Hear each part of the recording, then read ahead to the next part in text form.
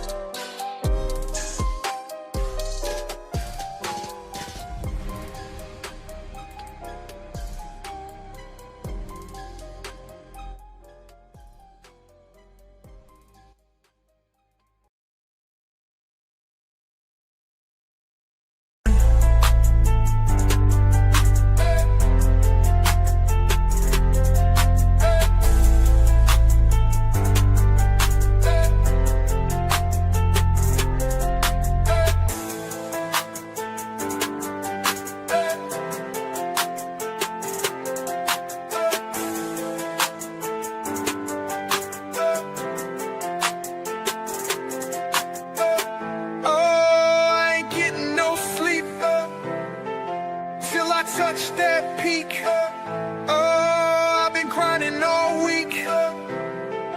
Ain't no stopping me. I ain't getting no sleep till I touch that peak. I've been grinding all week. Ain't no stopping me. Ain't no stopping me. Ain't no stopping me.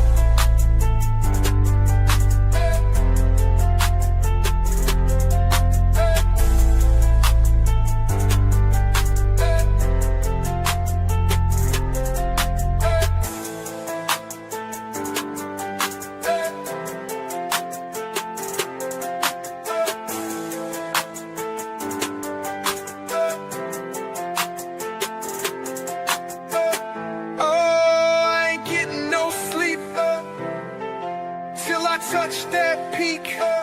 I've been grinding all week. Ain't no stopping me.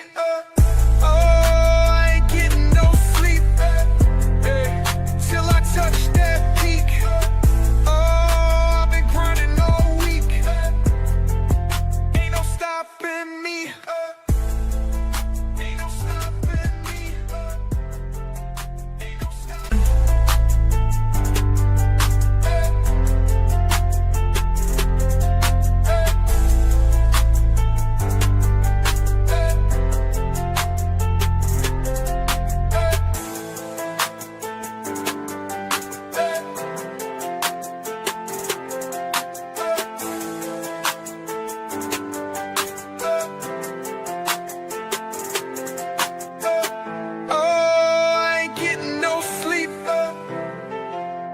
I touch that peak. Oh, I've been grinding all week.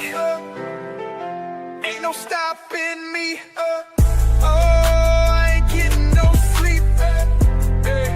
Till I touch that peak.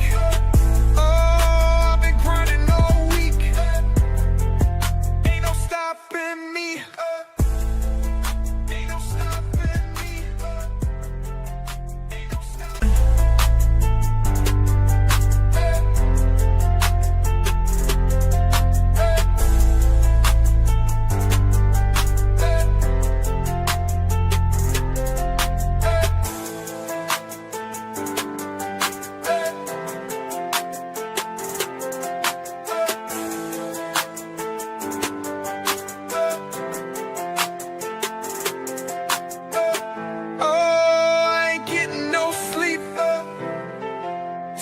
Touch that peak.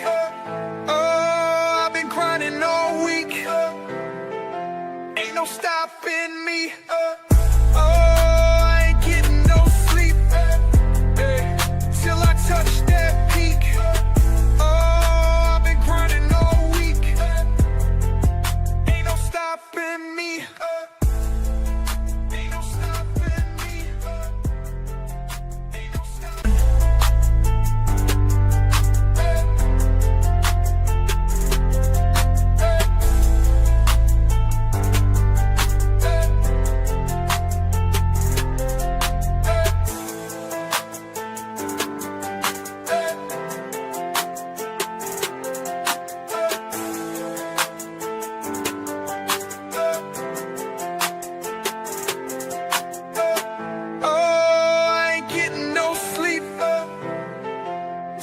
Touch that peak. Oh, I've been grinding all week. Ain't no stopping me. Oh, I ain't getting no sleep.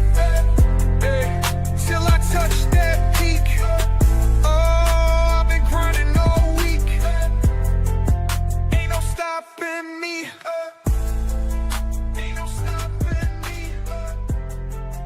Ain't no stopping me. Tonight, a deadly attack at an ICE facility in Dallas, Texas, leaves at least one dead and two others injured. National correspondent Kaylee Gaskins joins us from Washington with more on the initial evidence released by the FBI and why that points toward political motivation. Just before 7 a.m. Wednesday, a gunman opened fire at an ICE detention facility in Dallas. FBI Director Kash Patel releasing initial evidence pointing to a potential political motive by the shooter.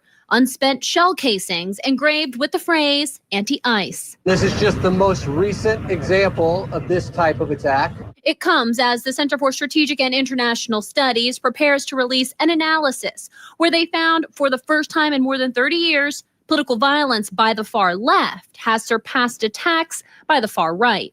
We spoke with one of the authors, Dan Byman. The agenda of President Trump has caused tremendous outrage among many people on the extreme left. Other examples of recent left-wing violence include the assassination of political activist Charlie Kirk, the assassination of United Healthcare CEO Brian Thompson, the two attempted assassinations of President Donald Trump, first in Butler, Pennsylvania, then again at his golf course in West Palm Beach, Florida, and the shooting of a Texas police officer at an ICE facility in Alvarado, Texas. His policies regarding immigration and the LGBTQ community, among others, are important issues for this community. While the violence from the right has decreased dramatically, it hasn't disappeared. In June, an alleged assassin killed Minnesota state lawmaker Melissa Hortman and her husband. Political violence has gotten out of control in this country. If you want to stop political violence, stop attacking our law enforcement as the Gestapo. If you want to stop political violence, stop telling your supporters that everybody who disagrees with you is a Nazi. If you want to stop political violence, look in the mirror. That's the way that we stop political violence in this country,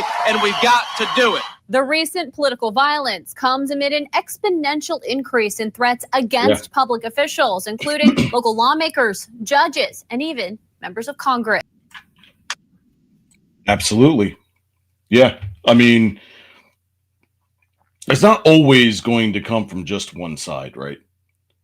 You know, there's always going to be parts in history where I mean, you got to look at the political spectrum, right? Because the spectrum is not always a straight line. Typically it's like a circle or a square with the X and Y axis, and you're somewhere in a plot.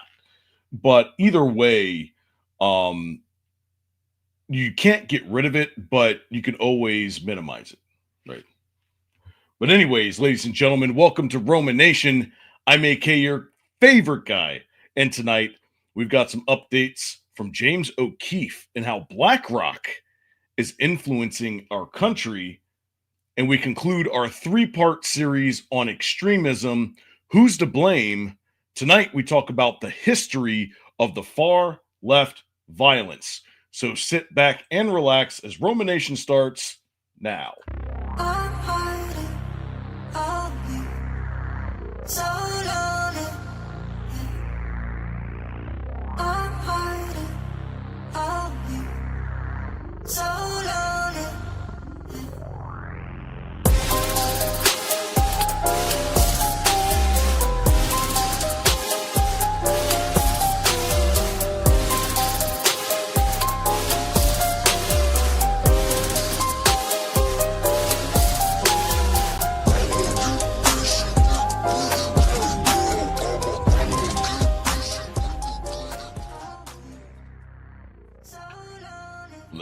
Hello, Scrapjaw. How goes it? If I could figure out how to use my my mixer over here, I put a new microphone up, and I keep forgetting it's on a different button. That's how it's going. How's it going for you? Pretty good, pretty good. We had a pretty long week this week, but we got through it. It's Friday night. It's the end of the ROMA Nation week. And what better way to do to end this segment of the extremism part 3? But we got some other things that we're going to talk about tonight. And I'll be honest with you, I think there's going to be some weird stuff happening over the next year, especially before the midterms. There's already things happening right now on the left-hand side. I mean, look at AOC is just getting this massive push from the far left. And I was going to say not Chuck Schumer. Is it Chuck Schumer? Yeah. Chuck Schumer, who's the minority leader.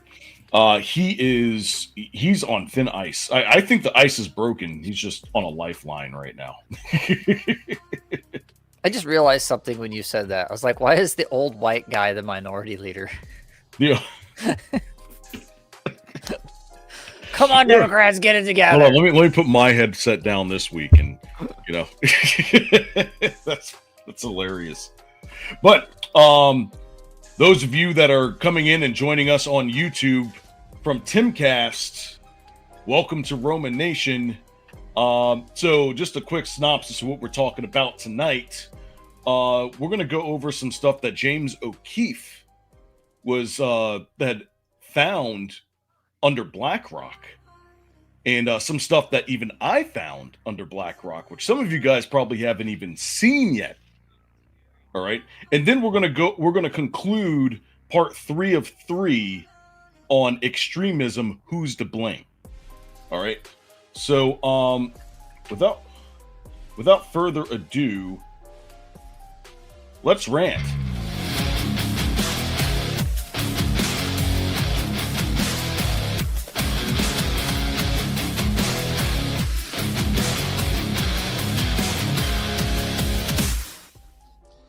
You know what's funny? I jumped the gun here because I completely forgot to shout us out. Go to riseofmiddleamerica.com and try getting into any one of our shows. If you're looking for pop culture, true crime, history, news, sports, we have a show for all your needs. We also have a Discord where all the magic happens for ROMA Nation. If you want to be a podcast host, producer, researcher, or writer for us, this is the only place where you can be a part of the fastest growing podcast community on the net. And at the top of the page are all the links for our socials. And at the bottom is our merch site where you get the latest in Roma Nation fashion. So if you want to support us, go right here to Roma Nation Network merch, or at the bottom of the page, there's a PayPal link where you can make a monetary contribution to help us keep the lights on. And on top of that, YouTube, we are 9 away from 1,000. 9 subscribers away from 1,000. And I said last week, I said, if we break 1,000, I'm going to get a tattoo. Excuse me. I'm going to get a tattoo of one of the AI dump images that's in our Discord. So it's not much. I'm getting a tattoo tonight. Well, not tonight, but I'm going to have to. Yeah. Can I pick which one? I'm gonna choose one. I'm gonna pick one because I gotta wear You're gonna choose one? I was just about to say, I was like, can I choose? Because you don't want to go in there with the weird. I'm gonna go way back into the vault and pick one of those. But dude, I'm gonna scroll through. There's some good ones in there. Thanks, Lestat. There we go. That's a throwback, Lestat. That's a interview with a vampire. Yeah, we like pop culture up in here. Heck yeah! Thanks for coming in, guys. Absolutely. Not that you had a choice.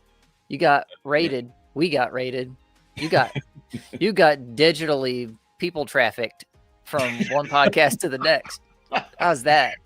That's hilarious. All right. Well, this week we're gonna try and avoid being vanished off the face of the planet, but we're happy, we're doing well in life, and we do not have suicidal thoughts. So I'm gonna say that first, because tonight we're going to go over some interesting details in the company BlackRock and what they've been up to the last couple of years. You know, we've stumbled across a couple of videos that you guys might want to see, and I'll let you decide what they've been up to. And let's find out on Roma's Rants. Here is James O'Keefe. Well, this is somebody that's playing the video, but let's figure it out. Let's go. This shit, part 2. Hey there. Is this seat taken? Someone's gonna come back, but what's up? Well, that person actually works for me. Live from the Bronx. This is James O'Keefe with OMG. My name is James O'Keefe, and I'm with OMG. You work for BlackRock, is that right? Yep, that's Thank true. you, Travis. Okay. First of all, I don't consent to meaning recording with me.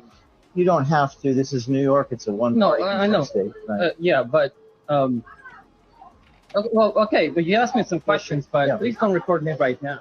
I can't agree to that. I mean, you work for a very powerful institution. Okay, then I will not talk to you. Okay, so real quick, for those of you guys that don't know what one-party consent is, I don't know if most of you do. One-party consent is one-party consent, or single-party consent means that you can record a call or a meeting as long as you have consent from one of the parties in the meeting.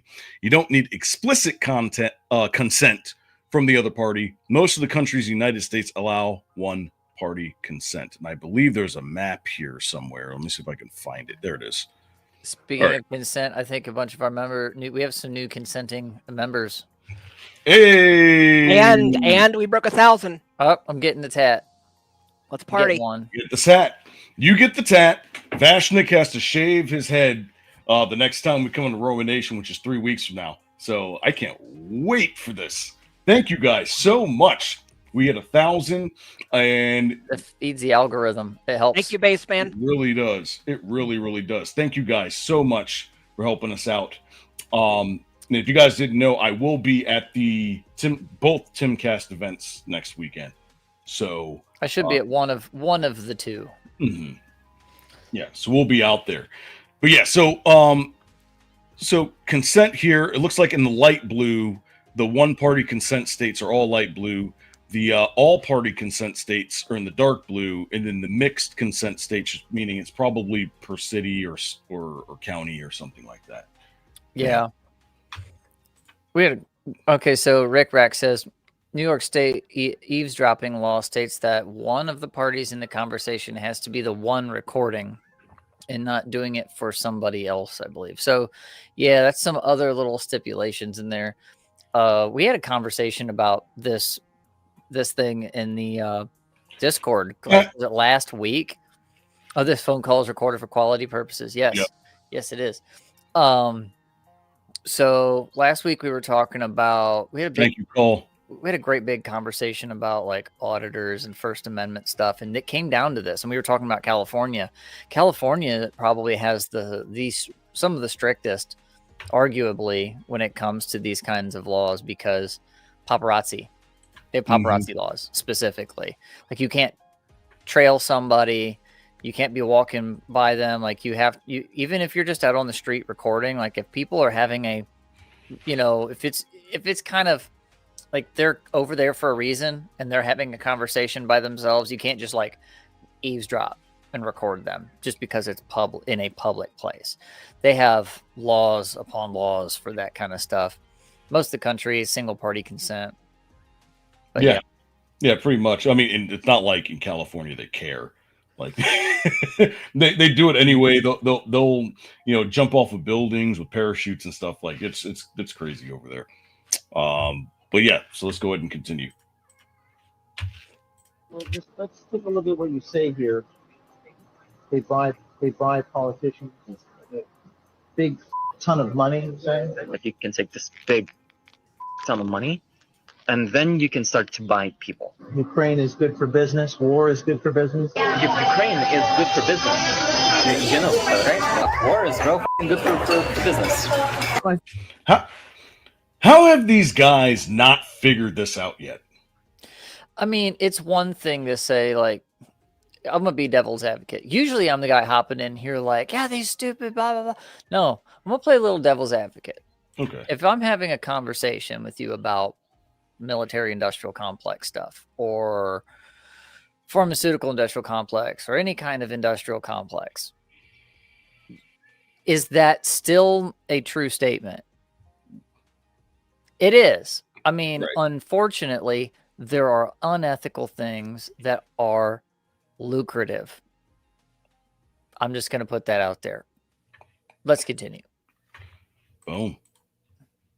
Oh, I liked it. First question is, who have you bought? I haven't. I'm just well, to clarify, I'm like a low ladder person. I'm like a nobody. I don't want to be interviewed in any way. Well, you've already been interviewed. How does BlackRock control the wallet of the president? BlackRock does not. That's what you said. What do you mean by wallet? Are they talking about like their investments? There's a lot of self-licking ice cream cone type stuff that goes on when money gets put into campaigns or special interest or that kind of thing. Hey, we'll donate to this 501c3 that's attached to the C4 that's attached to your son-in-law, that kind of stuff. There's always when you're that big, they go after you from every angle. It's not just, hey, we're going to grease your palms with some 20s. Right. Yeah. And I guess you can, when it comes to family as well, because if you're running for office, not everybody in your family is going to be well off. Right. So you're going to have certain examples of, hey, the other day I helped out your cousin over here. He was having car trouble. He needed to get his rent paid. I helped him out and now he's paid off for the rest of the year. And all kinds of stuff like that happens. Yeah. And now you're kind of obligated. It's like, oh man, well, I guess I do have to take this money. So on and so forth. Those are your words. It came out of your mouth. Sir, no, I did not say that. Yes, you did. Let me tell you, it's not through who's the president. It's who's controlling the wallet. I'm a nobody. I'm a nobody. But you just said you didn't say the thing that you're on video saying. Yes, I did not say that BlackRock does this. Yes, you did. And who's that? The hedge funds, BlackRock, the banks. These guys Dude. Okay. I agree with them, and he's the guy that's working there, and he's saying it. I agree with him. Water's wet. Larry loose lips over here just told us water's wet. Yeah, and then they try to turn out like, well, it wasn't me. Like, I don't know, dude. Look, we all know this stuff goes on. People talk. People talk because when you're up there alone and you make a crap ton of money and you don't have a lot of friends, because when you have money, you attract a lot of like bad people and bad habits, right? So in order to stay away from that, you don't really have a lot of a social life, so to speak. And the social life that you do have are people that are just like you, who don't really have any other life outside of that, you know? So you want to be able to go out.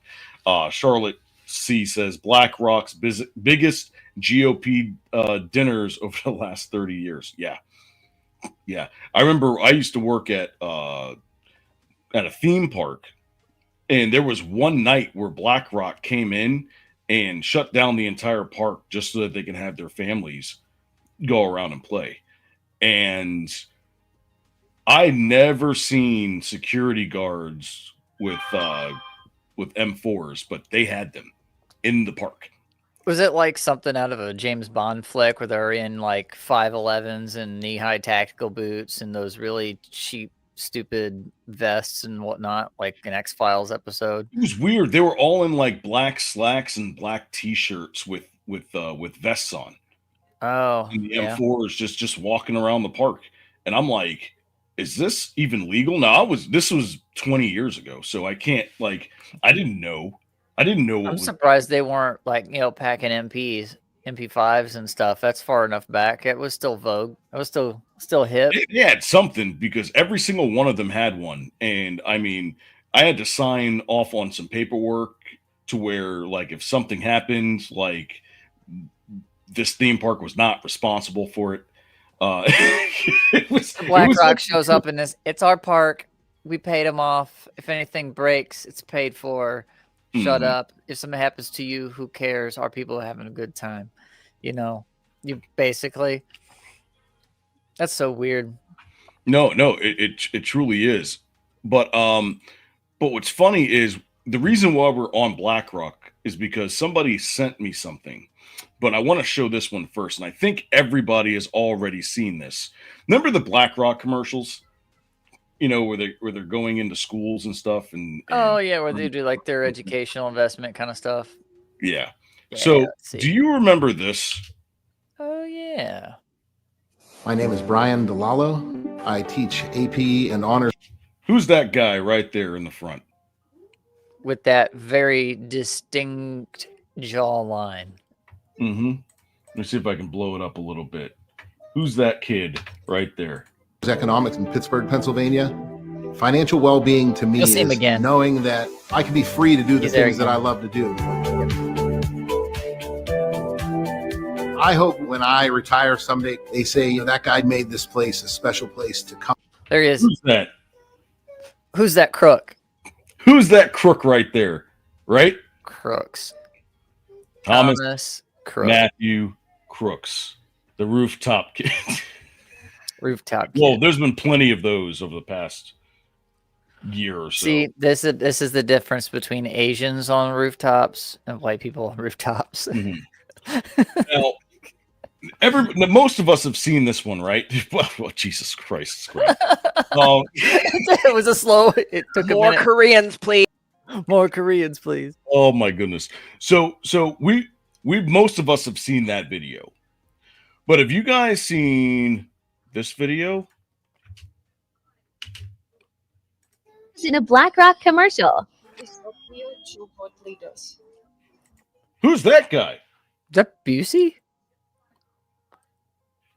That's the guy from the Trump golf course shooting, I think.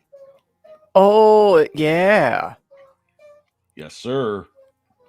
In another BlackRock video.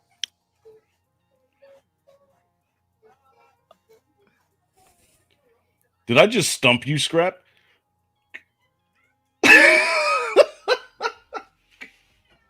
Dude, okay. So let's talk about this. I can understand one, okay, coincidence, right? But two, and it's not even like it's the same like situation. It's the exact same type of situation. That's so weird. Right. So well, The first thing that comes to my mind is that guy that's on Instagram or TikTok that goes around exposing paid protesters. Mm-hmm. Okay. Now, Thomas Crook's thing, you can kind of let slide because of the coincidences and things, right? BlackRock does a lot of different things in a lot of different places, so their footprint's big enough that if somebody, now it's still a slim, probability, but okay, they happen to do a thing and in that school, and then one of those guys happened to be, the guy that tried to take out Trump. But I don't need the BlackRock video to tell me somebody on the inside groomed that situation when they have the cell phone data that shows him going regularly to, firing ranges and stuff. And then the other devices that frequented the same places he did also frequented buildings, federal offices in DC. It's like that 2000 Mules kind of thing, right? Mm-hmm. What's crazy? But it is weird at the BlackRock thing. And now the guy from Florida, and that guy was he was a real weird dude trying to recruit people to go do like off the record clandestine stuff in the Middle East. And yeah, all kinds of weird stuff. He's in a BlackRock video in a protester setting. That's a red flag for me. Definitely. And like, I don't understand.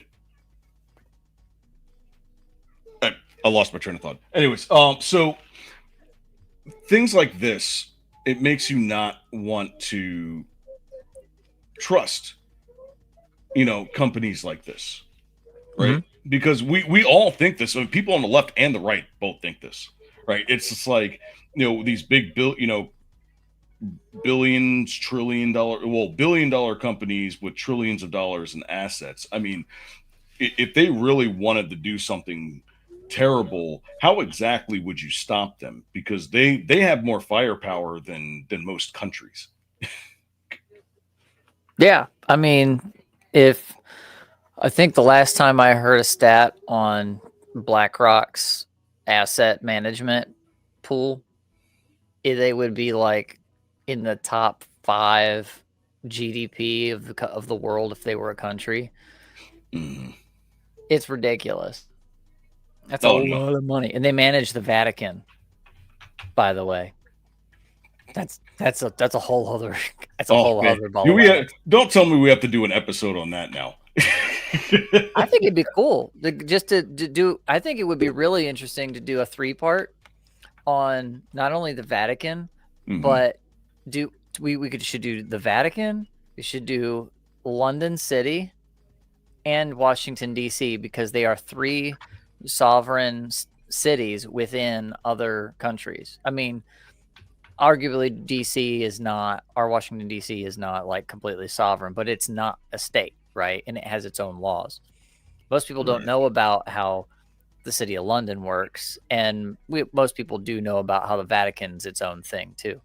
But it's just interesting how those 3 cities work, and there's conspiracies around them, so we could get some tinfoil in there too. Oh, absolutely. Tom said, bring that back up real quick. Tom said Jimmy Kimmel's employee's son was the one who asked Charlie Kirk his last question. There's a lot of stuff going on about that kid as well. I mean, he was on a poster for sort of like an anti. No, it was Destiny.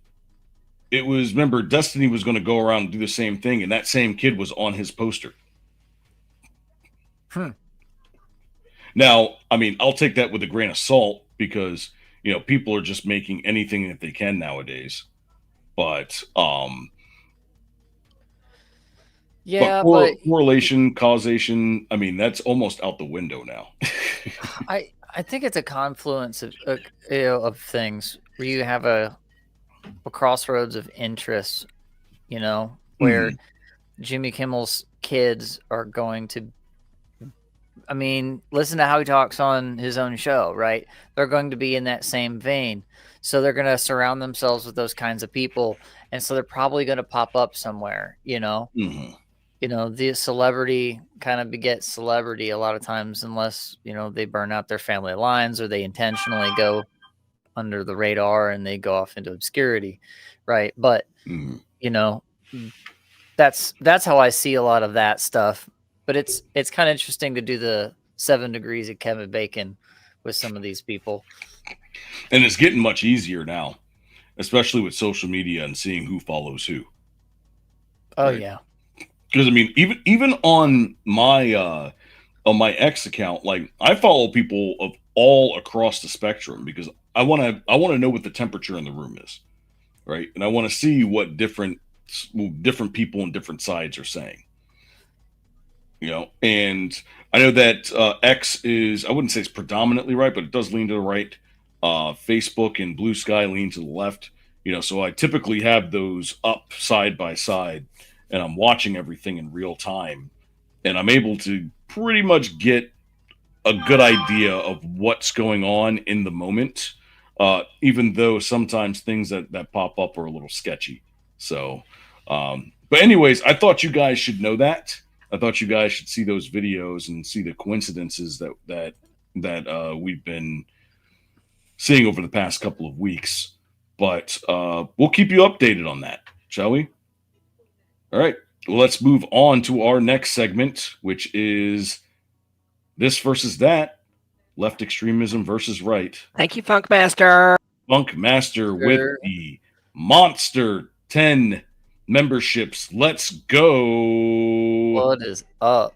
What's up, That's my man? Awesome. Yes, Funk Master General. He's ROMA Nation's #1 fan. By a long shot. All right, this versus that.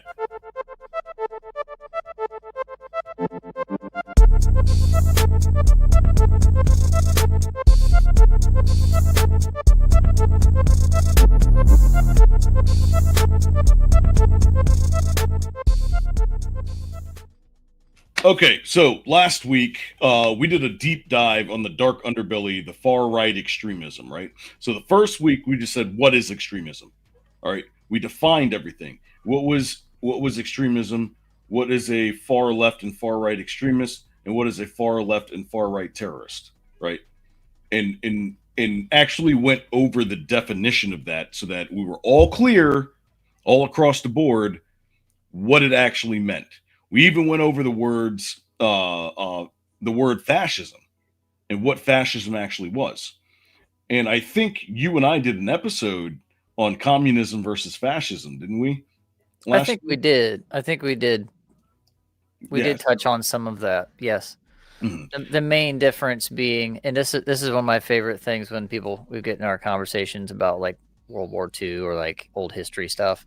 So the more I learn about era around World War II and leading up to it and after, it seems like that war was really the socialist civil war and the communist one. When you look at like the origins of a lot of their philosophies and things, but yeah, the fascism, Nazism, and a lot of that stuff doesn't have a real hold and bearing in modern day, but a lot of people have carried it like it does, or they've just redefined what that is or taken old labels and they throw it at us like we all know. I'm preaching to the choir now. We all get called Nazis, and for whatever reason, not that Nazis exist anymore, but yeah, we did a little bit of that, you know, talk about how like fascism was more Mussolini's thing and the Nazi, you know, Hitler kind of adopted some of those things. You know, they're not necessarily the same thing, but they still did a lot of totalitarian. Actually, if you really want a good deep dive into some of that, TIK History is the bomb for that. TIK History on YouTube. Go check him out for all of that. Lots of citations, hours and hours of content. It's great. Absolutely. Yeah. So that was the first episode. Then the second episode, we went over far right extremism, and it exists. All right, it does exist, and there were plenty of examples of that that we pulled out from last week, like Timothy McVeigh, Oklahoma City bombing. There were two others that we did, right? I can remember. But this week we're going to go over a couple of more, but it's going to be on left wing this time, and exactly what are we going to get out of this, and like what is the how do we solve this issue? As you know, we have the internet now, and we have cameras everywhere, and we're starting to see things that we never got to see 20, 30, 40, 50 years ago. But the lesson was clear that the far right has left a bloodstained mark on not just American history, but on world history. But here's the thing, that's only half the story, right? Because if we're going to talk about political violence, it can't just stop at the right. It doesn't just stop at the middle line and be like, okay, everybody else is peachy. The left also has its own legacy and a history of revolutionary movements, urban bombings, street level chaos. And a lot of it's forgotten in today's political climate. Well, not anymore. But radical student groups in the 70s, Antifa collectives, modern cities, left-wing violence, it wears a different mask, but the mindset is still the same. That the system won't bend, we'll burn it to the ground. Like, that's basically it. Right? So let's look at some of the far left political violence that we've seen over the years. The first one we're going to go over is the Weather Underground from 69 to 77. Let's go. Weather Underground, originally known as Weathermen, was a far left-wing pro-communist militant group formed in 1969 that grew out of the anti-Vietnam War movement. Their genesis originated in the Students for a Democratic Society that represented the rise of left-wing socialism in the late 1960s. Members of the Weather Underground sought to advance communism through violent revolution, anarchy, and the group called upon America's youth to create a rearguard action against the U.S. government that would bring about its downfall. The best-known members of the Weather Underground included Jeffrey David Powell, Mark Rudd, James Mellon, and of course the married couple Bernadine Dorn and Bill Ayers, and many others. The original Weathermen was led by Dorn, Mellon, and Rudd, and they openly advocated street fighting as a method for weakening U.S. imperialism. Yeah, so I think I saw a couple of these guys on Forrest Gump. But let's go. So does anybody know how Bill Ayers is connected to the seat of the presidency of the United States? Do you know? I have a feeling I'm about to find out. He was Obama's friend, right? He was good friends with Obama, with Barack Hussein Obama. He was a mentor and a ghostwriter, I believe. Obama spent a lot of time with these guys. And a lot of these cats out of that early era, Marxist, communist, radical extremists, have a lot of influence on not just our education system with guys like Henry Giroux, but through the Weather Underground, it were a huge influence on Barack Obama and a lot of the corruption that went on in the Chicago area. Yeah. Oh wow. Yep. I didn't know. Is this the you say ghostwriter, right? Is this the guy that wrote his first book when he got out? I'm not I'm not sure. I think Obama has 2 ghostwriters. I could be conflating Bill Ayers with the other guy, if that's okay. But that's probably what I thought, because I know that he had one at least. That's just off the top of my head, but yeah. I remember when Glenn Beck was diving into Obama early, and he was like, no, do not vote for this guy. Like, there were a handful of people, but everyone was like, oh no, we have white guilt. We've got to vote for the black man. It's like, okay, get your token Marxist president. Anyway. Moving on. No, I'm gonna reserve my comments for another episode. All right, so the next one is the Puerto Rican the FALN from 74 to 83. And the FALN stands for, I'm going to butcher this name, the Fuerzas Armadas de Liberación Nacional. Yes, it was a Marxist Leninist group demanding Puerto Rican independence. They carried out over 130 bombings across the U.S., mostly in New York and Chicago. In 75, the bombing of the Francis Tavern in Manhattan killed 4 people and injured dozens more. The group justified their actions as anti-colonial resistance, but in the U.S. classified them as domestic terrorists. You know, that reminds me, wasn't there something about Puerto Rican groups that popped up during the JFK episode we did when they attempted to kill him in Chicago? Or they were plotting Chicago and they moved it. They called it off. They moved it to Louisiana, right? Yeah. And then Texas eventually, you know. But anyway. No, I got you. So here's a little bit on them. Yeah. So we're talking about, resistance or whatnot. There's one thing that I've learned here when it comes to far left extremism and far right extremism is that it's still under the same premise. One wants things to stay the same and one wants things to change. Right. And what happens is, I agree. Yeah. You have one group that comes in and says, okay, we're going to make change here. And the other group says, no, you're not. We're doing just fine. And then when you look at things that are happening today, this is not the first time this has happened throughout history. I mean, if you look back into the 60s, we had the whole uncensored series on everything that happened in the 60s, the 4 episodes with JFK, RFK, MLK, and Malcolm X. Malcolm X, right? And the same type of talk that you hear today is the same type of talk that you heard back then.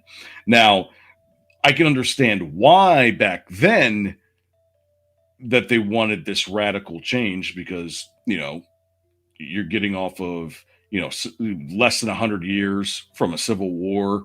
And, you got World War I, World War II, and things weren't changing for certain individuals, even though they have put their blood, sweat, and tears into protecting the country, right? And a lot of it comes from that. But nowadays, I mean, there's not really like the suppression with work and jobs and things like that. I hate to say it, but the internet has negated that. The internet has put us in a way in which there's no way that you might not have a job, but you have a cell phone and you have access to the internet. So information runs quick, but it's also a double-edged sword because, a lie will run its way halfway around the world before the truth even gets found, Exactly. I mean, General Sherman, best known for his march to the sea here in, during the Civil War. And he made statements like it's like if he had his way, he would have gotten rid of every journalist in the world except for the fact that we would have, if they were all killed, there would be reports coming from hell before dawn. Mm-hmm. So, he was like, they're going to be doing their job no matter what. And it's just going to be what it is. So, some people have very low esteem of journalism and the like, and those kinds of things as far as like information traveling, which you're right. But the nice thing is we have a lot of information, right, at our fingertips. And one of the guys that I've really grown fond of listening to talk about textual criticism of like ancient manuscripts is that Wesley Huff. And Wes Huff says what he says is specifically with the Bible is because we have so many copies, more than probably any document in history that exists in that era. Like we know which pieces and which copies are fake because they don't fit with the majority of it, right? Mm-hmm. The problem on the internet is now we're starting to see this flip of that where there's so many fakes in little clips. But like manuscripts, you have to put them together. You have to go find the originals, find the full clip. I mean, everyone searches for full clip, but YouTube doesn't always let you have it. Sometimes it's not there, but it is there. If you do the work and the research, it's not terribly difficult to realize, oh, that's AI slop. That wasn't a real statement that person made. This is that, oh, there's this clip. What's that from? Oh, cool. Finally, I found it. We've done it. We've tried to sit there. When we did the Charlie Kirk stuff, right? We had to go and try to find the full clips. But there's a lot of noise. The more information that's free, there's more noise. But at the same time, people are able to, if they want, figure it out. And that's the trick, is breaking through that barrier with people. Is like, look, here's the actual evidence of it, not the little snippet that you heard 50 times before you heard the full thing once. Yeah. And the one, and going back to Charlie Kirk, the one that really surprised me was the one where Cenk Uygur was sitting in the audience. And I remember somebody had pulled out a clip of him, jumping up and saying Cenk, but everybody that was in the chat was like, what in the world? Why would he say that? What's going on? And I was dumbfounded. He was actually there. At the fact that they had no idea. I know you know who this guy is.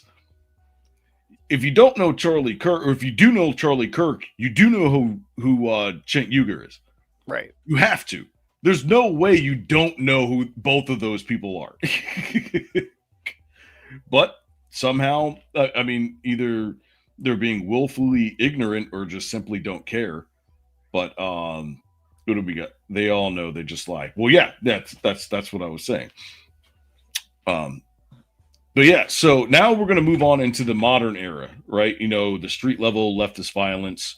Because in recent years, you got the networks, loosely branded as anti-fascists or Antifa. They're responsible for hundreds of violent demonstrations, property destruction, assaults on journalists and police. The 2020 George Floyd protests, it's a perfect example, began as peaceful demonstrations, which it was. It started out peaceful all across the country.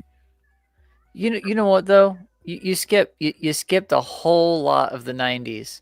The DNC, the DNC's convention, where they hired Rage Against the Machine to play in LA. You didn't put that in the notes. You skipped that and went right to 2017. I'm gonna call you out, dude. What in the world? Like, how did I forget? How do you miss the most, like, that's, if there was anything that was left-wing violence paid for by the DNC, it was that one. Yes, I mean, all I had to do is just look up a couple of Woodstock videos, and it would have been right in my face.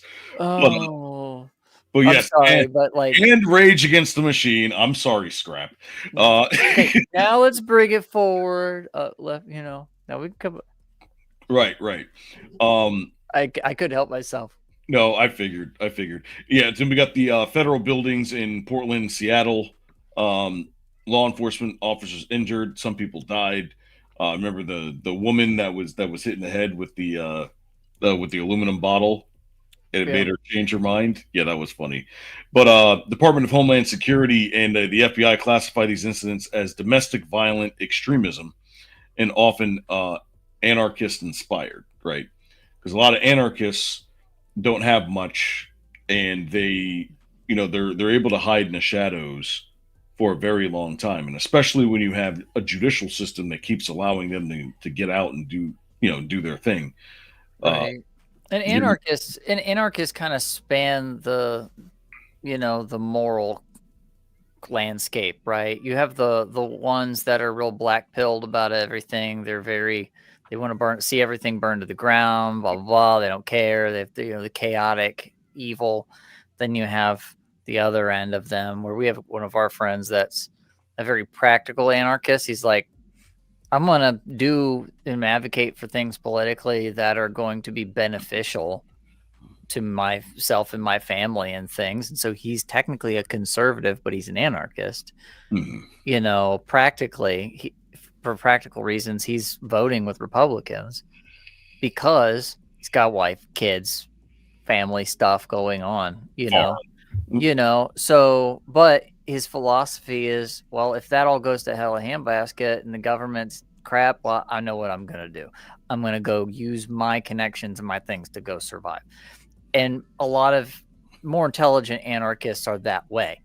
It's the dumb ones that are just, they're completely disillusioned.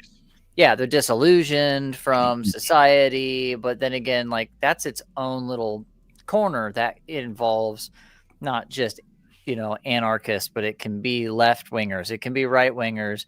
If they're that extreme and they get that black pilled about everything, they can all end up in that corner, like some of these recent shooters did.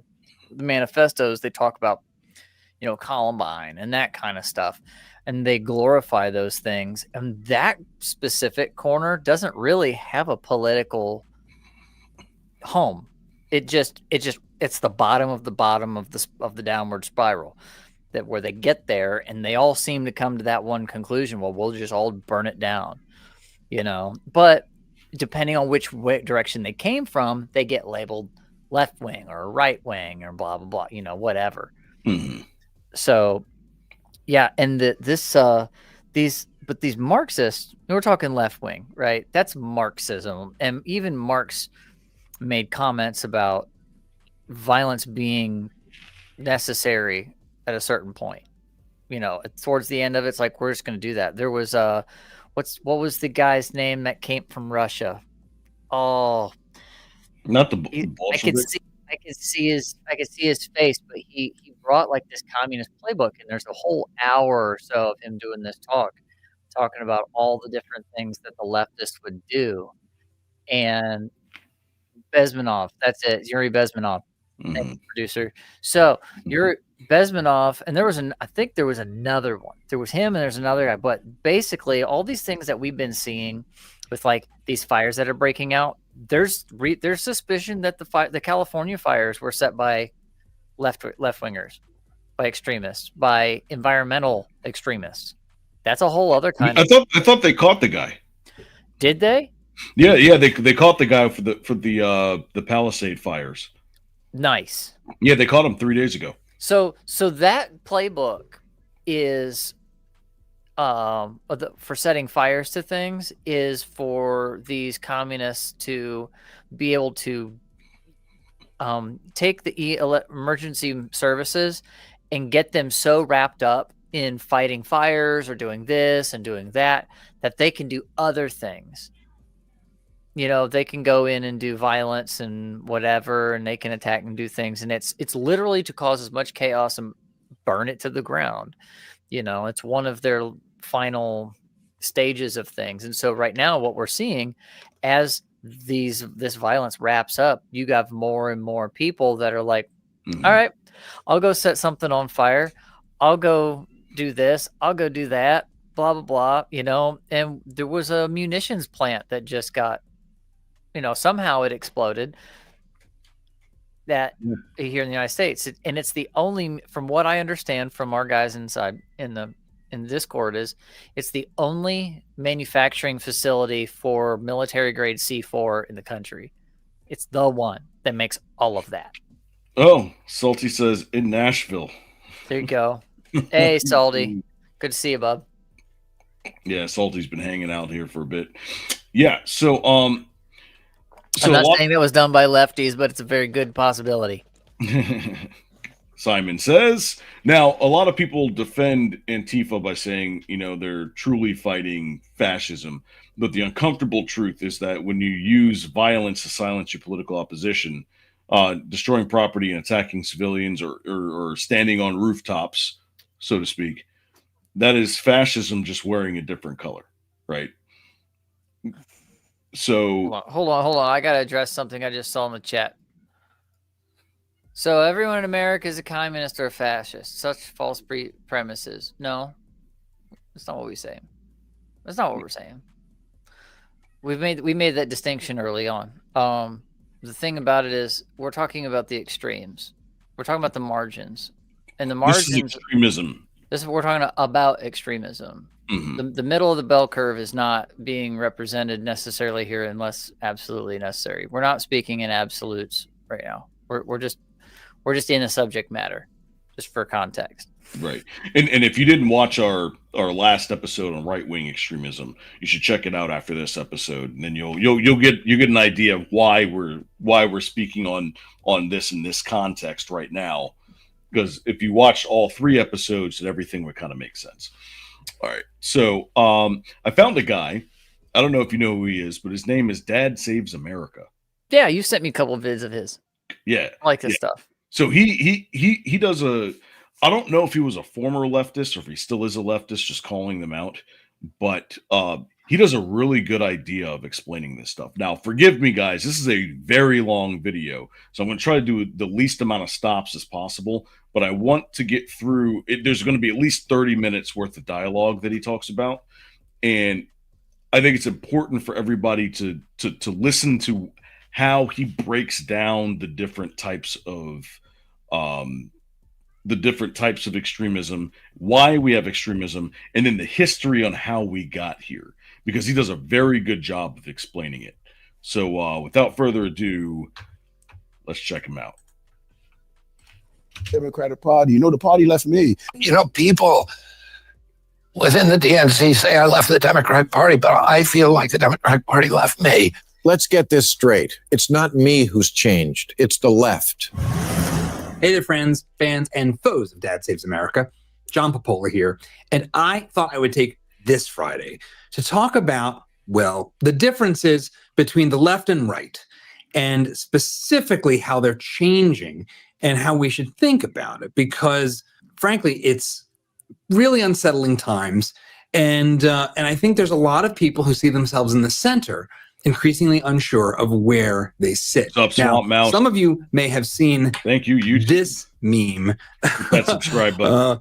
4 years ago, 2021, showing how essentially the left has continually gone farther left, leaving people that thought of themselves as being on the left in 2008, now seen as on the right. This was put out there in the world by Colin Wright. He recently updated it in the aftermath of the responses to Charlie Kirk.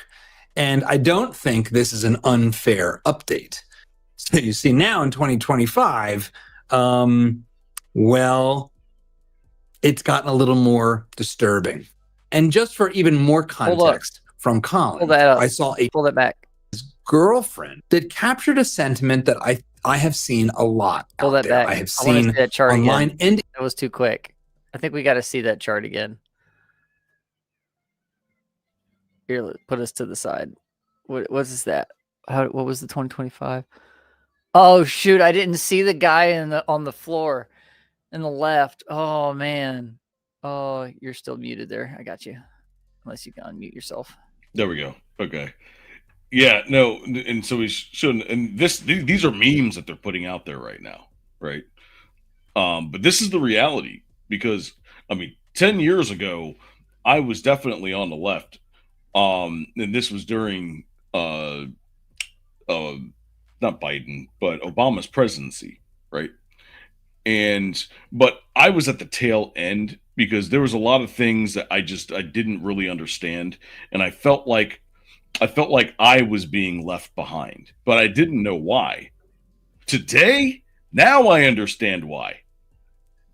Right? And I understand how the politics work now. So the bad thing was the fact that, I was a late bloomer, but the good thing is that my mind wasn't poisoned enough to where I was in a position where you see certain people are today. Right. Yeah, and I was always social. I was more like, if that's you as the one that's labeled me, I'd be standing on the center line in 2008. Mm-hmm. That's where I stood. And after that, it just progressively, 2012 for me, it was probably 2013 where I started seeing that. Yeah. And so I think you didn't hit till when? About 2000, right before 2015. Right. Okay. Yeah. Cause you started seeing it right after I did. So makes sense. There we go. All right. Disturbing. And just for even more context from Colin. I saw a tweet from his girlfriend that captured a sentiment that I have seen a lot out there. I have seen online and in person in lots of conversations I've had from people who see themselves as having been on the left and frankly have Californians who have moved here to Austin partly because they see themselves as no longer fitting into a culture that they grew up in. My boyfriend Colin Wright and I both grew up in California as liberals who voted Democrat. Colin began speaking out about trans issues in 2018. I followed up when we met in 2021. Since then, we've gained many friends and colleagues in this space. Okay, so far, interesting. For saying that biological sex is real, that gender-affirming care, in proper scare quotes, isn't evidence-based, which it is not. And for criticizing things like DEI and other excesses of the left, we and many of our friends have been called anti-LGBT, anti-trans, transphobe, bigot, racist, Nazi, neo-Nazi, fascist, far-right, hard-right, alt-right, extremist, authoritarian, totalitarian, white supremacist, white nationalist, ableist, xenophobe, misogynist, colonialist, and members of a hate group. We and our friends have had our motives maligned, our words taken out of context, hit pieces written, and our names included in reports about hate groups and added to watch lists. And I think the most important thing about this is actually this paragraph towards the end. This doesn't just come from trolls. It comes from mainstream journalists, Democratic politicians, prominent activists, and organizations like the Southern Poverty Law Center, GLAAD, and the ACLU. And because of these lies, countless other ordinary people wish us harm. And this is something I have observed. It's something that a lot of us have observed, that there is an asymmetry going on when it comes to radical politics on both sides, to the extent there are two sides. And I think I want to get into that deeper. This has pushed a lot of... I'm going to pause right there. I'm going to give you guys a quick story. So I was 17 years old, and I just got done with a play that we had at our school, and we had a cast party afterwards, right? And of course, a lot of the people that were in theater, were left wing, but this was like late 90s, early 2000s left wing, right? So most people they still said, the words gay and retarded. Like it wasn't that big of a deal. Right. But I remember I was outside and I was talking with a couple of my friends, and the girl that was running the cast party had one of her friends in, and she was extremely far left. Like we all knew, we were like, you know what, that's fine. You do your thing or whatnot. Well, she ended up bringing over this black girl that was, I think she said that she was born in Alabama and raised in Louisiana. Right. So very Southern ties, very had like the Southern twang and used the racial slurs and everything like that. And not that I wasn't used to it, because my family is the same way. I just don't have that same dialect. Right. So I remember I was talking to my friends. She walked up to me and she grabbed me on the shoulder and she was like, hey, why do you talk like that? And I'm like, talk like what? And she's like that, motherfucker. Why do you talk like that? Now, it got like extremely personal, like very, very quick. And I said, I don't know what you mean by that. And she hit me on the shoulder and was like, you know what the fuck I mean? Stop talking like that. You don't talk like that. And was like upset because I articulated my words. Now, this was the first time that anybody, like my family, who also kind of talks like her, all my brothers, they said, I don't want to ever see you talk like that. They were like, you need to talk like a regular human being. Don't talk like us just because we were raised differently. We want you to articulate your words so people will take you seriously. Right? So this is the first time in my life where I felt like, why am I being threatened because I'm doing the right thing? Right? Well, So I got myself away from that situation for a bit. And then we walked outside and we're out by the pool. And I'm talking with my own personal friends who are, who had absolutely nothing to do with her. And then she like followed me outside and was like, yo, motherfucker, didn't I tell you to stop talking like that? Bro, you keep talking like that and I'm gonna fucking put a bullet in your fucking head.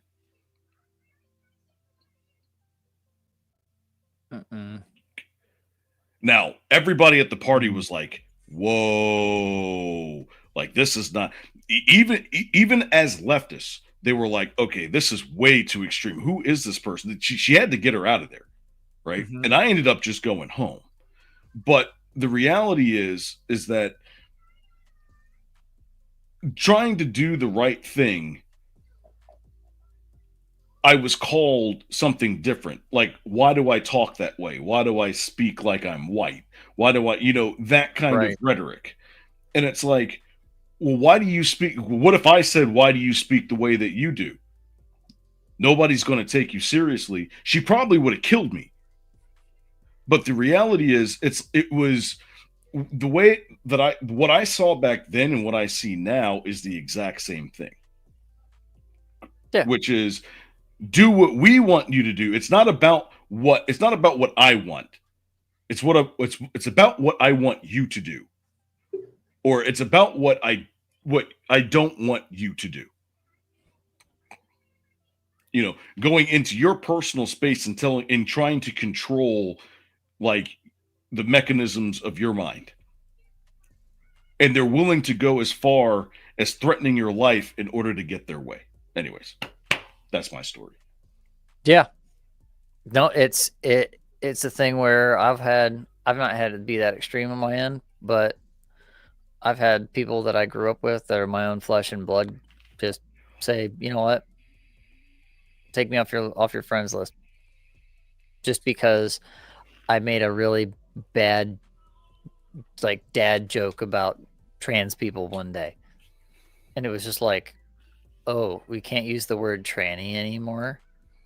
Okay. And it was just weird. Like, this stuff was kind of a slow trickle in for me from the left. It was people I was in band with. It was people that I was in bands with. Our producers called me out. We tell trans jokes all the time. We do it all the time. Called trolling. We do a little trolling. Exactly. But yeah, like it blew my mind. And now we're at this place where I was like, oh, I was always thinking, well, it can't get worse than this. These people are dumb. They're going to get written off. And they haven't. It's now at the point where the left-wing violence has like cascaded to this point where they've had all this pent-up rage over the fact that an entire other part of the country, which isn't even a half of the country, isn't the other side of the country. It's like they live in this little sliver over here, and like 80%, 60-80% of us are like, y'all are crazy. And yet they still control a lot. And to me, it comes into this useful idiot thing. When are people going to realize that this isn't just a handful of crazy people, that there are people that are in places of corruption, in power and money? Yep. Like the BlackRock videos we saw earlier, where there's some of that like kind of weird. There's also the guy who worked for them, even though he's an underling. And I agree with all the things he said. I'm like, yeah, that's kind of how it works, but it's not always as seedy as it sounds.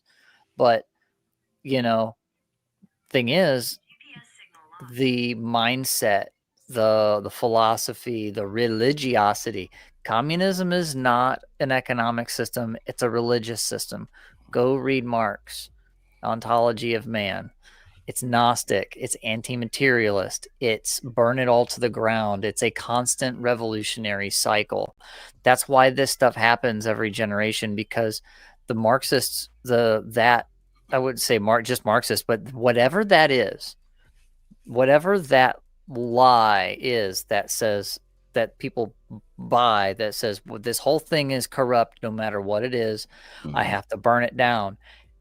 It perpetuates itself in other generations. If it doesn't work out, in one. The labor unions and with the communists back before World War II happened.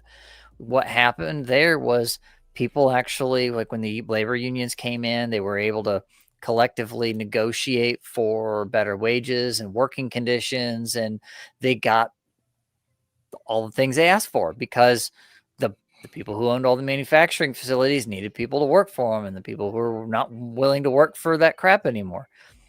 Well, they got a middle class that grew out of that. And even the communists, even the Marxists, the cultural Marxists said the failure of the revolution before us was the fact that the working class actually became wealthy, and that they became the bourgeois.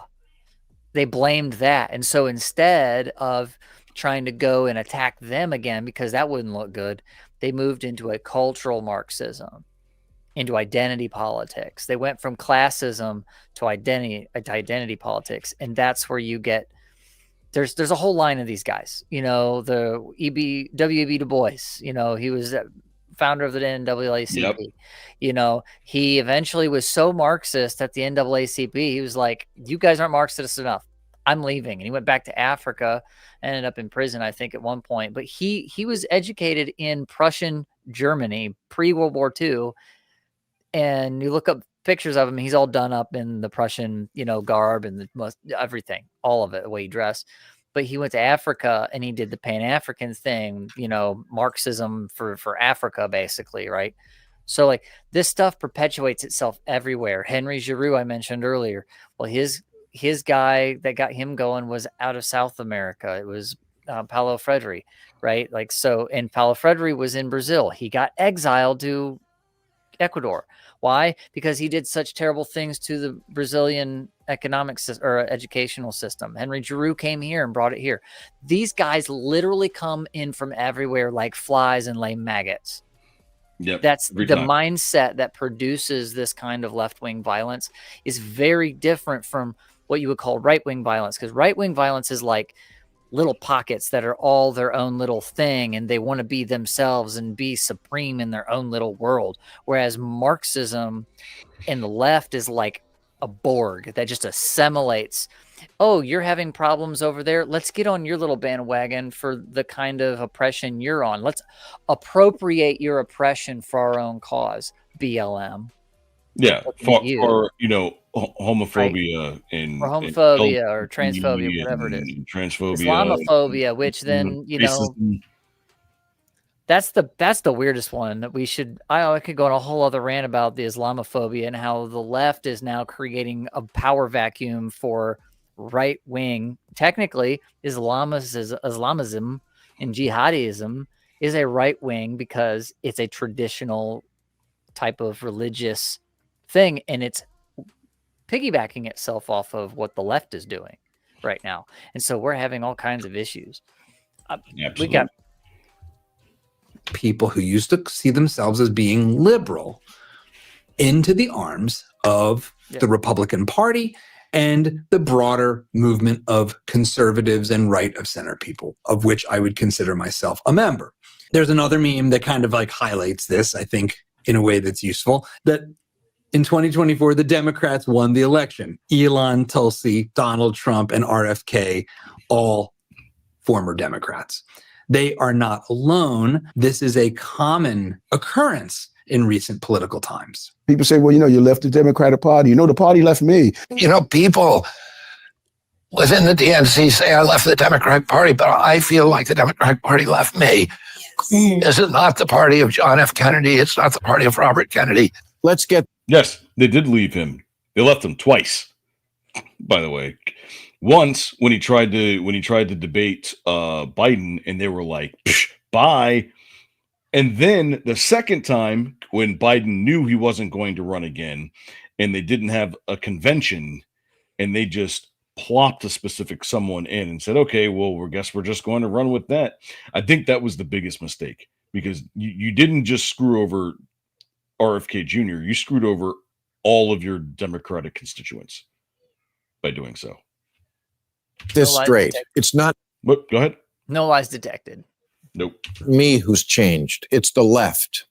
who is now made up of a small contingent who've gone mental and a large contingent who refuse to call them out for it. And this isn't all that new, actually. This former Democrats who've shifted. It goes all the way back to the Gipper. I was a Democrat most of my life. I became a Republican only not too many years ago.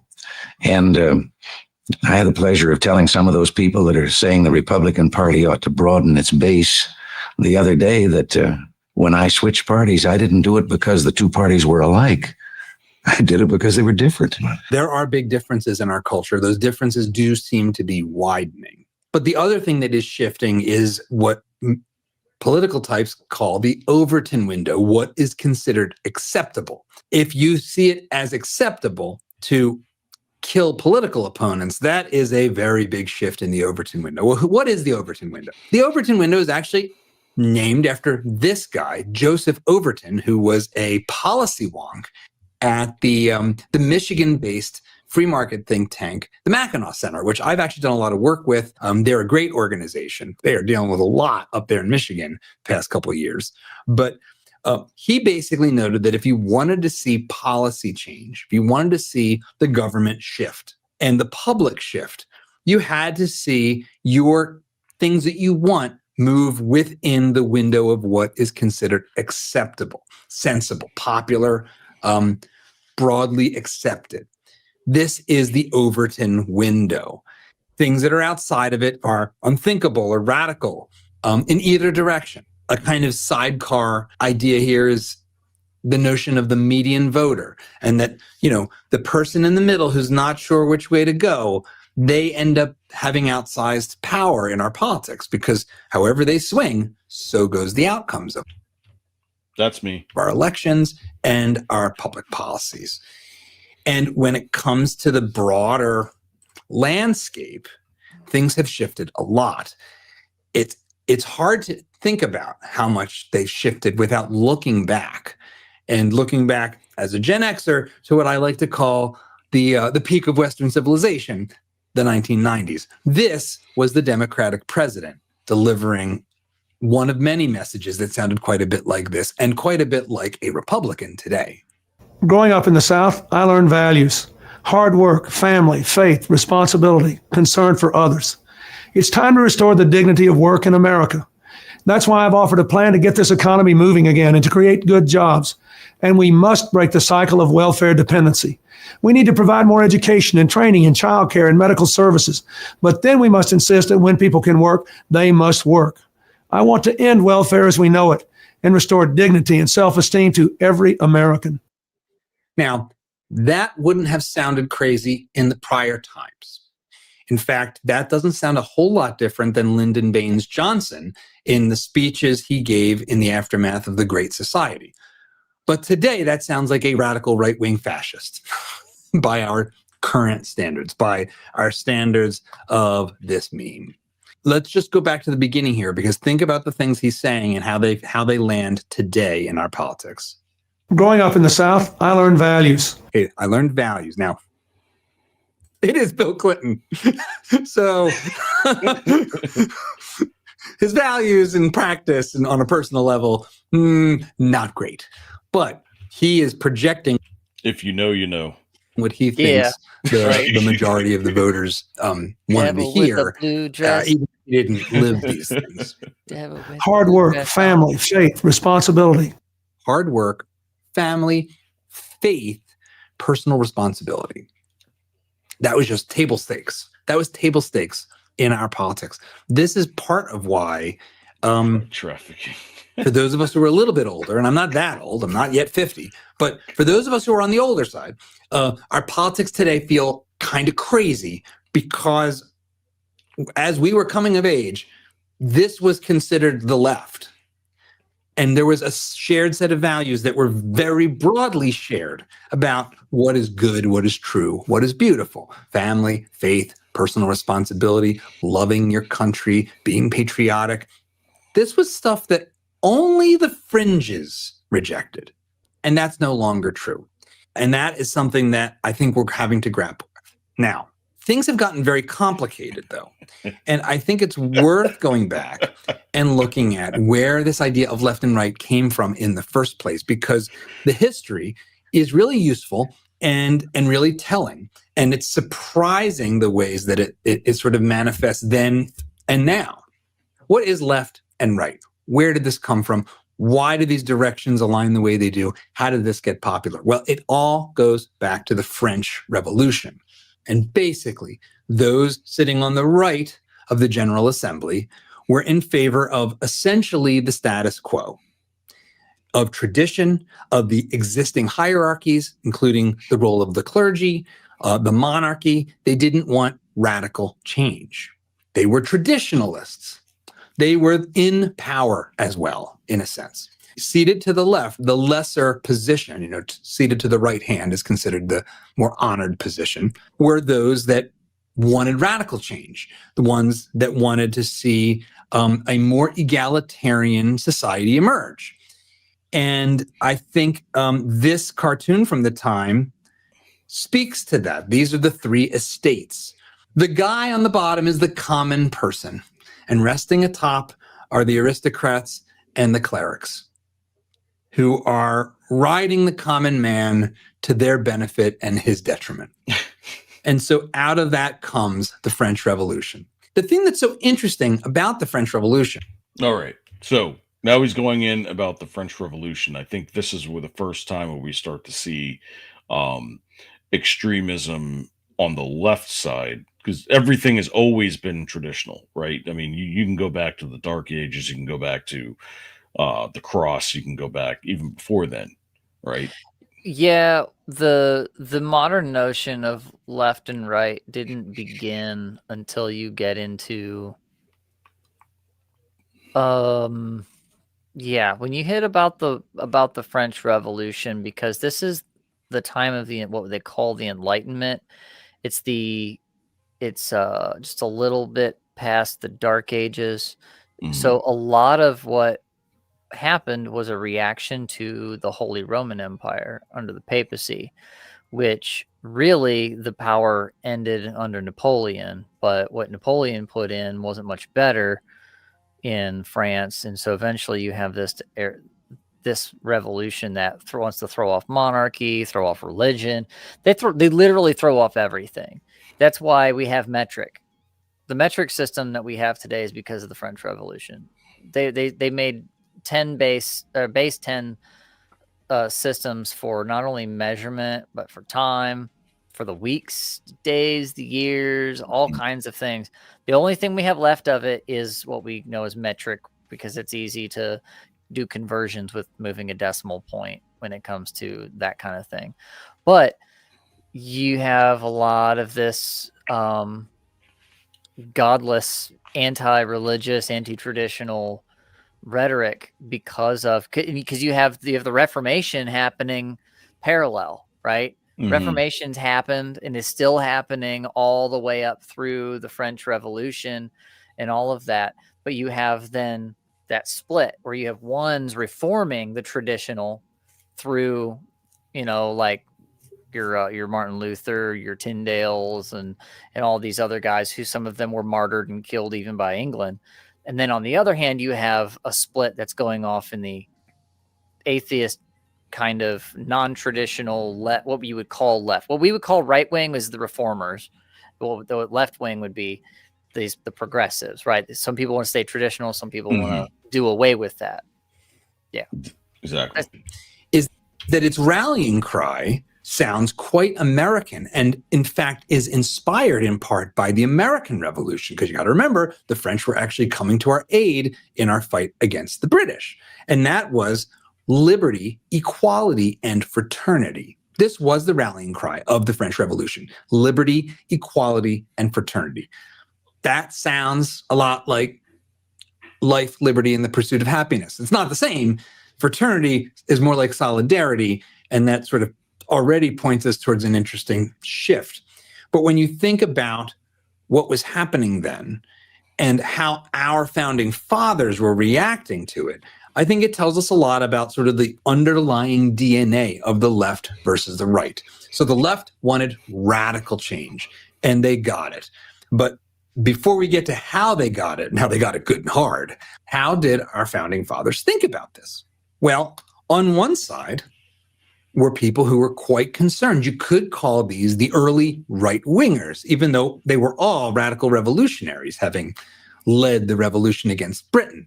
Alexander Hamilton, John Adams, among others, but these were the most prominent, were deeply worried about the French Revolution. They saw it as too egalitarian, too utopian, too violent, and too dangerous, that it would not end well.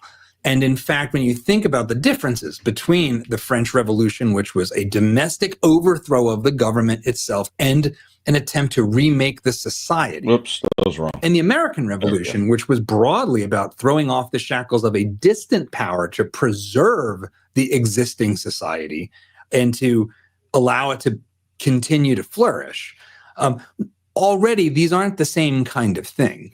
But on, let's say, the left at the time were other founding fathers who I think, well, frankly, I love all these guys, but in some ways, the folks on the left are the ones I identify with even more personally, namely James Madison, the father of the Constitution, one of the primary authors, Thomas Paine, the pamphleteer, and good old Thomas Jefferson. Thomas Jefferson was real big on the French Revolution. He was really excited about this. He thought this was an exciting transformation of the society, of the planet, of the powers of the world coming to fruition. Now, wasn't Thomas Jefferson, didn't he go over there for a couple of years? He was. I'm not sure what time frame he was over there and whether or not he, because the French Revolution took a lot of time to kind of build up, but once it got going, it was nasty. And we had ours first. Right. Mm-hmm. So, yeah. Well, how did it turn out? Who in this early battle in America of the forces of tradition and structure and hierarchy and preserving those things that work in a kind of conservative sense versus the radical egalitarian revolutionaries who, in the case of Jefferson, really believed in, well, frankly, a kind of egalitarian agrarian economics and a very decentralized kind of almost anarchic society as an ideal. This one's pretty easy because the revolution sucked and failed real bad. I mean, the differences between the American Revolution, which gives rise to our country, the longest standing constitutional republic in human history, and the French Revolution are great. So, first of all, this man, Robespierre, he, a Jacobin, part of the radical left wing of the revolutionaries who ultimately take power, participates in what's known as the Reign of Terror, in which, by some estimates, over 20,000 people are executed. So this is the storming of the Bastille. The dramatization. Yeah.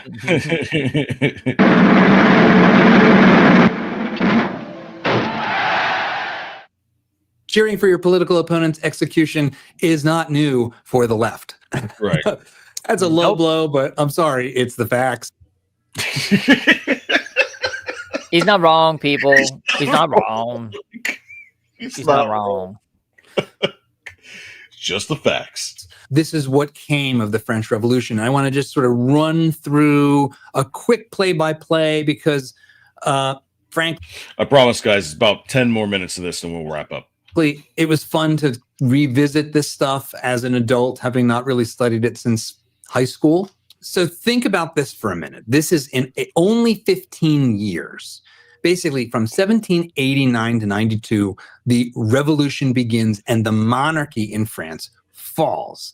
From 1792 to 1794, you have the birth of the First French Republic and the Reign of Terror, in which the Jacobins proceed to murder as many people as they can possibly get their hands on, particularly people in the cultural elite. But the definition of cultural elite here has to get pretty loose to kill up to 20,000 people in the public square. And of course, even Robespierre himself ends up being overthrown and executed in 1794. And not too long after, in 1799, comes the return of Napoleon from his military adventures and his installation as the new emperor. And so that is about as resounding a defeat for the early left in America as far as the betting odds for whether the French Revolution would succeed or fail. And that gives you a sense. I didn't think we'd have Napoleon pop up in this, but here we are. I told you Napoleon was this era, because he's one of them that ends up capturing a pope and ending the reign of the popes too. Like, so you have the falling apart. The French Revolution was like that kind of, you know, like it was that crack in the armor for the papacy and all of its, you know, all of its power structure. And then, you know, you have Napoleon, who's like, all right, well, I'm just going to end all of this, and it ends a revolution, and, you know, effectively puts a big boot on the neck of what Rome's power was at the time. And that was pretty much it. It was then from there, the Catholic Church basically over time eventually became what it is now, which is the Vatican. Still has a lot of influence, don't get me wrong, but they're not, you know, lopping people's heads off or burning people at the stake anymore, thankfully. There you go. Of the deep roots and the deep problems with radical leftism. Our founding fathers, even the ones that favored the revolution, had certain assumptions about human nature and about the rights of man. They baked them into our founding documents. And while they were, in a very real sense, radical and revolutionary at the time, at a time of monarchies and empires, they still were actually quite traditional. In fact, they were traditions that go all the way back to the 1600s with the levelers and carried through into John Locke and Montesquieu and these philosophers, mostly Christian, that understood that we have rights, that those rights don't come from government, and that we are also a flawed and fallen creature, that you can't have a government of angels. You'll only see that in heaven. And so our founding fathers sought to constrain government and sought to make it something that tried to pit the worst angels of our nature against each other in the separation of powers. So even Thomas Jefferson, and especially James Madison, who was in favor of the French Revolution, but was really the architect of our constitutional order, didn't have a French leftist view of the human being. Right. And then this is why, like, I always laugh when people are blaming President Trump for the shutdown of the government. And I'm like, President Trump can't do shit about that. Like, separation of powers. Separation of powers. It's like that, you know, civics class 101. But I guess, I mean, my high school still has a civics class. Yeah. And I like what he's touching on there is the difference between our view, the American view of the human condition and the value of human beings, and us being created in the image of God and endowed by our Creator with certain inalienable rights, right? Whereas and he said John Locke, and, you know, John Locke is awesome, and Adams and Madison, those guys, and maybe he'll say it here, but they made comments along the lines of this government is created for a religious people of sorts, like a people that have virtue, you know, and it's wholly unfit for any other. And Charlie Kirk made the recent comment, or a comment at one point that was said, we have a Christian form of government, but we have a non-Christian culture, and the two are incompatible. He was echoing what those guys were saying. And that's the big difference between the French, like I said before, atheistic. They were throwing off all the notions of tradition and all of that. And yeah, very dark version. That's why they could just chop people up just because, oh, you don't agree, you're dead. See ya. What does this have to do with today? Well, for one thing, that left-wing revolutionary radicalism is expressing itself today in ways that I find very disturbing, and I think most Americans, including Colin Wright and his girlfriend, do. And that is, as I talked about last week, this extreme difference in comfort with political violence. Now, this YouGov poll, which again, it'll be interesting to see how these polls play out over time, but the fact that very liberal people are 5 times more likely to say they think that, yes, violence can sometimes be justified in politics, 5 times more likely than very conservative people. This points to something deep and profound, and I think historically accurate, that there is a radicalism that sees violence as being part of the toolkit. And that is very difficult to think about today, because that points to this meme having truth. And we don't want this. This is bad. This is the path to hell. We want to knock that bottom one off the ladder. We really want to get back to a place where, frankly, the difference, in my opinion, the difference between left and right is a little closer to the 1990s, is a little closer to, well, we all agree the country is good. I'm not sure we can get there, but understanding how we got here is important for understanding where we go. Now, you might be thinking, oh, the Jacobins, what's that got to do with today? That's got nothing to do with today. Well, it does, because, or at least there's an indication that it does, because in 2010, a magazine by the name of Jacobin was launched in the aftermath of the financial crisis. This is Jacobin Magazine, a very far left socialist magazine and website. And it's interesting that it took this name. It is a recognition of this philosophical lineage. And it also points to the fact that radicalism hasn't been able to be successfully contained by the more moderate parts of our political left. And this is not a new observation. Jordan Peterson, about a decade ago, was pointing this out. We know that things can go too far on the right. And we know that things can go too far on the left. But we don't know what the markers are for going too far on the left. And I would say that it's ethically incumbent on those who are liberal or left-leaning to identify the markers of pathological extremism on the left and to distinguish themselves from the people who hold those pathological viewpoints.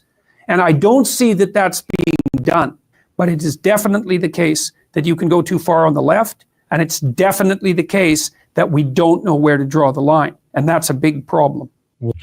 Yes, absolutely. Because, like, the problems here are, I mean, I talked about Chuck Schumer earlier.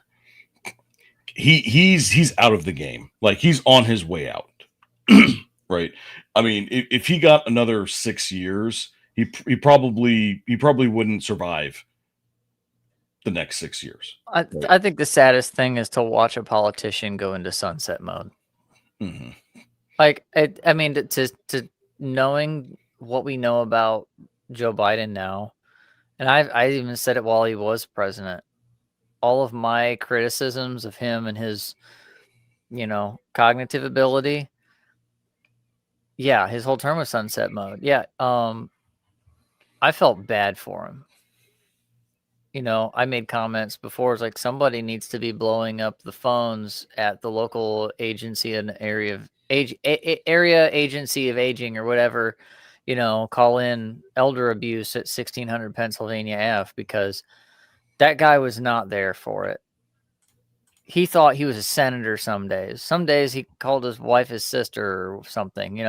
Sometimes he would be at a rally and say he was off to do something completely different than what was on the schedule. Like, it was just bad. It was so bad. And Schumer, or there was, Glitch McConnell, they call him. He needs to step it down. Like, when your health is so bad that you're repetitively on camera in front of the media in the country, that you have a reset, mid sentence or someone asks you a question, you're just like not there. It's time. Yeah, It's time to go. Go hang out with your family, like with the time that you've got left. But you also have to remember that these people have been in office for so long, they don't know anything else. It's kind of like, the football player that was great when they were in Pee-wee and they get into high school and they're great in high school and they get into college and they're great in college and they get drafted by the NFL and they have a long, successful 15 to 20 year career. And then once they're done, it's kind of like, well, what do I do now? Well, what is it that they can do? Because they've only known one thing their entire lives. Right. And that's why you hear a lot of people saying, hey, there needs to be term limits for Congress. There needs to be term limits for all these other things. I'm not saying whether I agree or disagree. I mean, there's definitely points on both sides for it. But yeah. I mean, or just a hard stop for how old you can be. Right. But then because a hard stop, I know hard stop sounds bad, but you could be fully cognitive and ready to go. But then you could also not be, and the corruption, this is the problem. We have this creeping, sprawling government because people are evil. Certain things happen that are bad. It's the old phrase, this is why we can't have nice things. That's why we can't have sweet old grandpa be president, because sweet old grandpa is gonna, I've watched family members go from absolute terrifying people to be around to going through Alzheimer's and dementia and become the sweetest person they ever were. Yep. And I've seen it go the other way, where they're not with understanding that they're forgetting entire chunks of their life as they move forward. Mm-hmm. And they're upset with you because they feel like you're gaslighting them and they get really nasty. It goes both ways, and you can't have either of those in government. I'm sorry, you can't. So there has to be some kind of, it's up to those families and it's up to the other people in government to check that and not allow that kind of corruption to happen. That's what makes me so mad about it, is the corruption that said, yeah, we're going to exploit Joe Biden being not with it. Yeah. And I'll even take it a step further. Same thing with my Republican psyop. John Fetterman. Yes. Same thing with him. The guy the guy was literally stroke ridden on stage trying to debate and was elected. Yeah. It's one of those weird ironies where we knew the left was going to vote for, somebody that was some kind of disabled or otherly abled or whatever. And they literally voted for a stroke victim. They literally voted for a stroke victim, and it's blowing up in their face because he's based. But who knows? It could have been the other way. It could have been a Republican. Who knows? Maybe Vivek will get in there and he has some kind of adverse reaction to a medication or something, God forbid.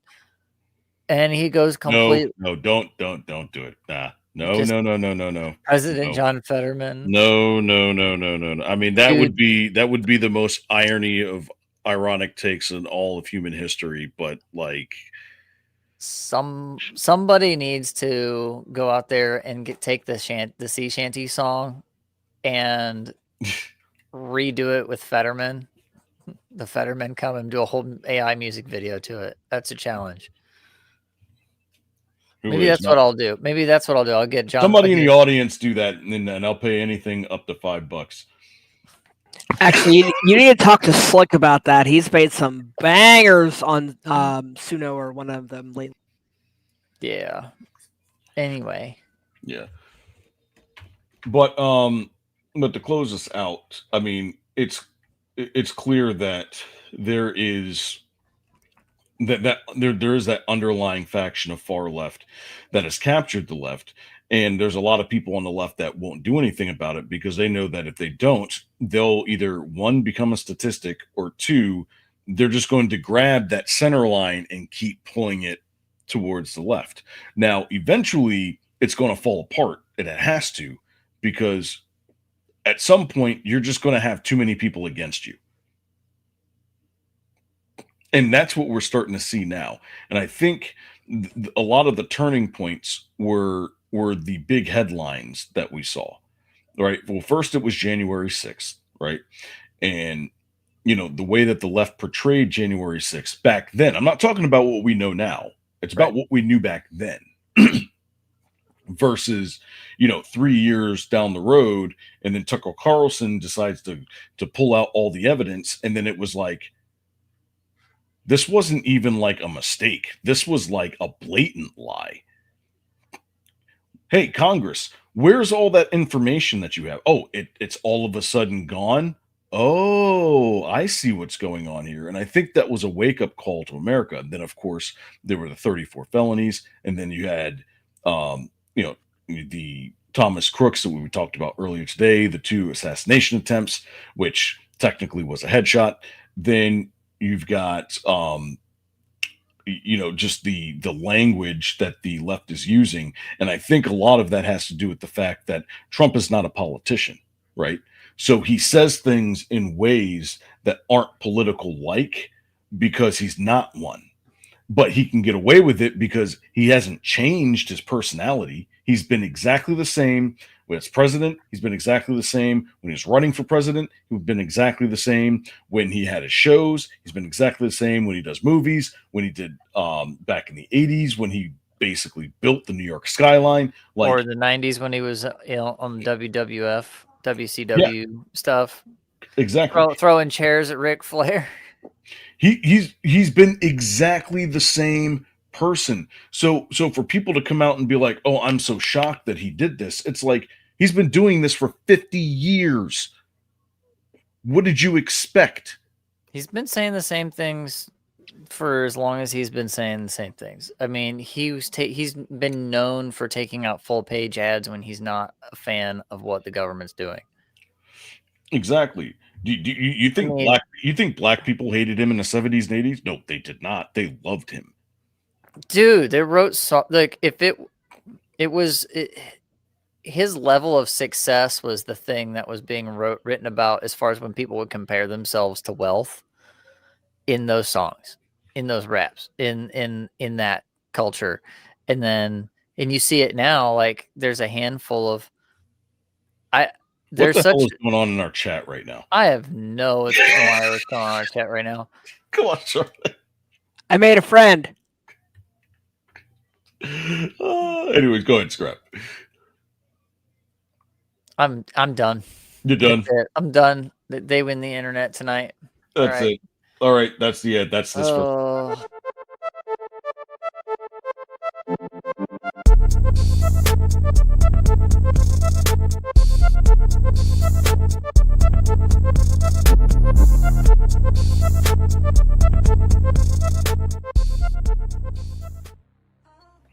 Yeah. So to end this out, I think that whatever happens in this next midterms is going to be the future of our country. Yeah. It's going to be the future, right? Because every single time, for the last 8 presidents, the midterms have flip-flopped. I think except for maybe one time it didn't. But Trump has been gaining support. Like, I don't understand how. I mean, yeah, there's a little taper. You know, the immigration thing, there was a little bit of a dip. But February, March. Okay. That will be the next big hurdle, I think.